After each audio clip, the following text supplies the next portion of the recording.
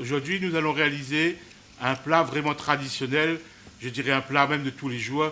Autrefois, quand on avait la bonne habitude de ne pas manger de la viande tous les jours, ben on répartissait la source de protéines qu'on avait besoin dans la semaine en respectant un petit peu de temps en temps un plat de viande, de temps en temps des œufs, de temps en temps des plats à base de morue ou des plats à base de sounouk ou autre. Aujourd'hui, donc, un plat vraiment traditionnel, un plat composé donc de morue, de brinjelle, des aubergines pour ceux qui ne connaissent pas, et puis bien sûr de la pomme de terre pour donner un peu de corps à ce curry.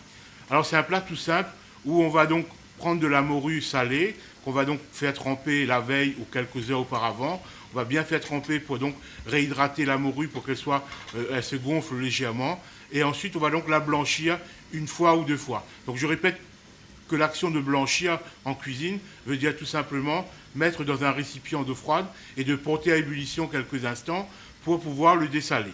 Alors on fait une première fois, on rince, on goûte le produit et éventuellement, s'il y a besoin de répéter l'opération, on le refait une deuxième fois.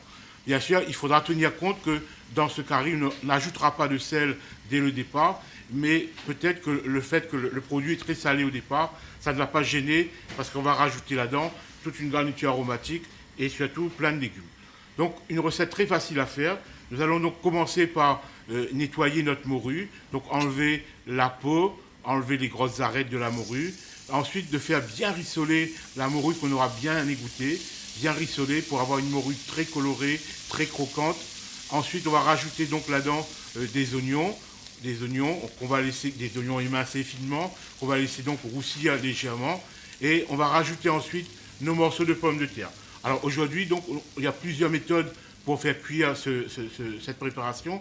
Aujourd'hui, donc, j'ai décidé de mettre les cubes de pommes de terre au début, avant la garniture aromatique, pour qu'elle soit légèrement rissolée, pour que les morceaux ne se défassent pas à la fin de cuisson, pour que les morceaux de pommes de terre restent bien entiers jusqu'à la fin.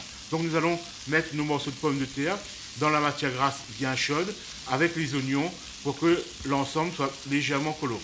Ensuite, bien sûr, on va rajouter tout ce qu'on va rajouter donc pour un curry à base de salaison.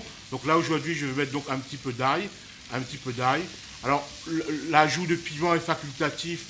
Aujourd'hui, donc, je vais le réaliser sans piment. Mais bien sûr, ce genre de plat à base de morue, on pourrait le réaliser avec du piment.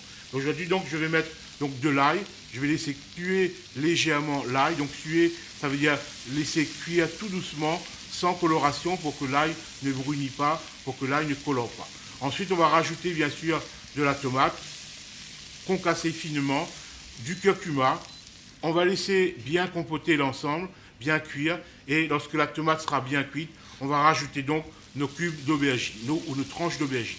Alors, pour l'aubergine, bien entendu, il faut donc, une fois qu'on a découpé l'aubergine, en attendant de la mettre dans la cuisson, de réserver dans de l'eau légèrement salée. Alors tout simplement parce que l'aubergine, c'est un produit qui s'oxyde rapidement et le fait de les plonger dans de l'eau légèrement salée empêche le noircissement, empêche l'oxydation du produit. Donc, bien sûr, bien tremper les aubergines et par contre, avant de mettre dans la préparation, bien égoutter pour ne pas ramener un surplus d'eau dans la préparation. Voilà une préparation toute simple et on va laisser cuire, on va couvrir l'ensemble et on va laisser cuire le curry jusqu'à ce que les morceaux d'aubergine soient bien tendres, les morceaux de pommes de terre soient bien tendres et bien sûr vous avez compris que c'est un curry où il n'y a pas d'eau, il n'y a pas de sauce, c'est un curry qu'on va manger sec, légèrement croûté comme on dit souvent. Hein. Il y a beaucoup de curry où on ne respecte pas la définition même du curry qui est au départ une préparation en sauce. Donc dans le langage réunionnais, le curry c'est un terme générique à beaucoup de préparations. Donc exemple aujourd'hui, c'est l'exception même, un curry où il n'y a pas de sauce, où il n'y a pas de mouillement et on mange ce curry bien sec, bien croûté.